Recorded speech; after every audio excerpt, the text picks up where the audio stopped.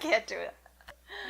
Hey everybody, and welcome back to part 2 of acne. What an inspiring title. This video will be covering why you have acne. So all of the mechanisms of the actual causes of acne. And in video 3, we'll be covering what you can do about it. So stay tuned. Alright, so the first kind of reason that acne can come up is hormone imbalances. Now, there are a million different permutations as to why there can be a hormonal imbalance, but the main one I'm going to talk about today is involving PCOS, which is polycystic ovarian syndrome. This is a combination of different symptoms, including, that may or may not include, I should say, cysts on the ovaries. You don't need them to have PCOS. It can be blood sugar dysregulation, so like an insulin resistance. It can be hair growth, where you don't want hair growth. It can be central obesity. It can be acne, which it probably is if you're watching this video. But the point to this is there are a lot of different symptoms that you can have with PCOS, and you need a certain combination of them in order to be diagnosed with it. All of this to say, there are a lot of different symptoms that come with PCOS, but there's going to be a whole other video dedicated to this later on. Most often in PCOS, it means that there is a relatively high amount of androgens, which is male hormones, so mainly testosterone that we're talking about here. Now, this can be a relative increase in testosterone because you have low estrogen progesterone, or this can be actually having high testosterone.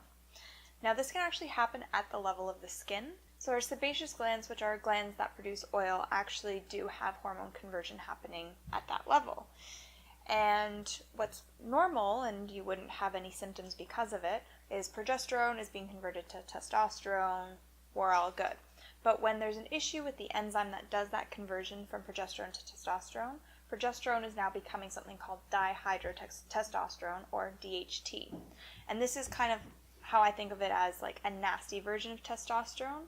So it's not really biologically active like testosterone is, so it's going to cause those symptoms of acne and unwanted hair growth, especially on the face for women, and male pattern baldness. So all this means is that at the level of your skin and internally, hormones can be converted incorrectly, leading to acne. Now, there are a couple of different reasons why PCOS can occur. One is insulin resistance. So like I mentioned before, you're having trouble getting the glucose into your cells properly, and that can lead to a cascade of hormonal issues. Stress is also another reason. So if you're constantly stressed out and your cortisol is too high, that's affecting your sex hormone production and conversion. So that's why it's important to talk to a healthcare practitioner, because if it's not clear as to exactly what's going on, testing is really important to understand exactly what the mechanism is behind your acne and then being able to treat it based on that. The second potential mechanism behind acne is if the liver is a little bit overburdened.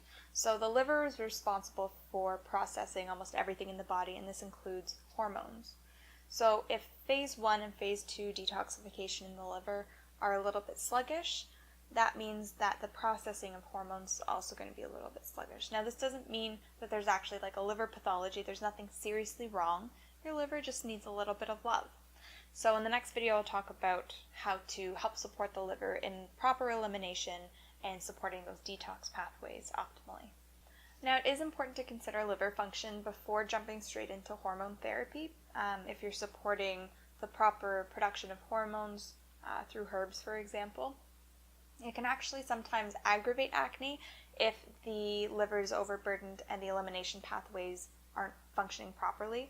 So if you've tried going to hormone therapy through herbs or whatever it is, and the acne has been aggravated, one of the things to consider is supporting the liver so that you know that those hormones can be processed and produced properly. So the third thing that can be impacting your acne is stress, because stress can impact everything. Indirectly, stress can impact you because you will sleep less and drink less water. Because you're sleeping less, you'll choose foods that might not be helpful for healing acne. But more directly, it can cause an increase in cortisol chronically. So cortisol is your stress hormone, that's released to help deal with stressful events. If that's happening all the time, then you can see how that would be a problem. So cortisol is high. That means that this liver in your enzyme, a CYP liver enzyme, is overworking to help deal with this cortisol.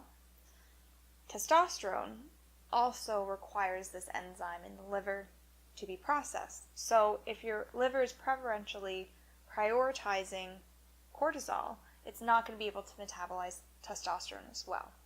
So, like I mentioned in the whole imbalanced hormones and PCOS, testosterone is one of the main players in a reason why your acne might be bad because of hormones. Alright, number 4. Number 4 is food, specifically food sensitivities. So the most common food sensitivity related to acne is dairy, and this has been documented in hundreds of papers in the research. This is not new information.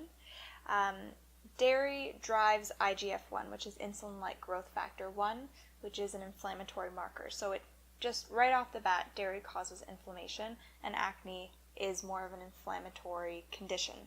So there are also other food sensitivities that can be occurring, and I'll link below the link to my previous video about food sensitivity so you can understand a little bit more about that. But even in the tiniest amounts, if you're being exposed to a food sensitivity, that is going to trigger a response, which for you in this case is acne. So you have to be very mindful that if you have identified what your food trigger is, to stay away from that while you're doing gut healing so that you don't have those responses in the future. There's also tons of literature about high carbohydrate diets and acne. So when you have high carbs in your diet, specifically refined carbohydrates, it causes a release of insulin so that you can get that glucose into the cells and make it usable energy. Okay, when you have that increase in insulin, you're also getting an increase in IGF-1, like I just talked about, that insulin-like growth factor. And that insulin-like growth factor decreases sex hormone binding globulin, which binds up to sex hormones like testosterone. So when you get that decrease in the sex hormone binding globulin, you're going to get a lot more free testosterone roaming around the place to act on your cells, and therefore you're going to be getting those symptoms of high androgens like acne, unwanted hair growth, male pattern baldness, that sort of thing. So that's kind of a mechanism as to how eating high carbohydrates can affect acne. A little convoluted, but it's there for you to know anyway. So the fifth factor to consider when looking at the underlying cause of acne is the gut, because everything is related to the gut, as we now know. The microbiome, which is kind of the combination of good and bad bugs that are in your gut, controls almost everything, including skin health. So in Chinese medicine, different aspects of the face are linked to different organ systems. So the stomach is often around the cheeks. So that's one potential way that you can kind of figure out where that's coming from if you're looking from a traditional Chinese medicine perspective. If it's happening on the cheeks, you can kind of link that to the stomach. But on a grander scale, if there's inflammation happening in the gut, then there's probably inflammation happening elsewhere. And for you, that might be manifesting as acne. And I'm going to keep this short and sweet because there is so much I could talk about when it comes to gut health and skin health, but it's something that you should be considering if acne's been a problem for you for a while. So remember that this list is not exhaustive. It's just the most common causes that I see that lead to acne. And likely you don't just have one of these things. It's a combination of a couple. Finding out what the root cause for something is as unique as you are, and so finding a plan that works for you is probably going to be quite unique as well. And if you've been struggling with acne for a long time, remember that it takes time for this to heal. It's been a decade, at least for me. So, and it's still going to continue doing that. I'm not saying it'll take that long for you, but give it some time and understand that healing is actually addressing what the root cause is. So stay tuned for the next video because I'll be going into what ways you can help support yourself in healing your acne. Bye for now.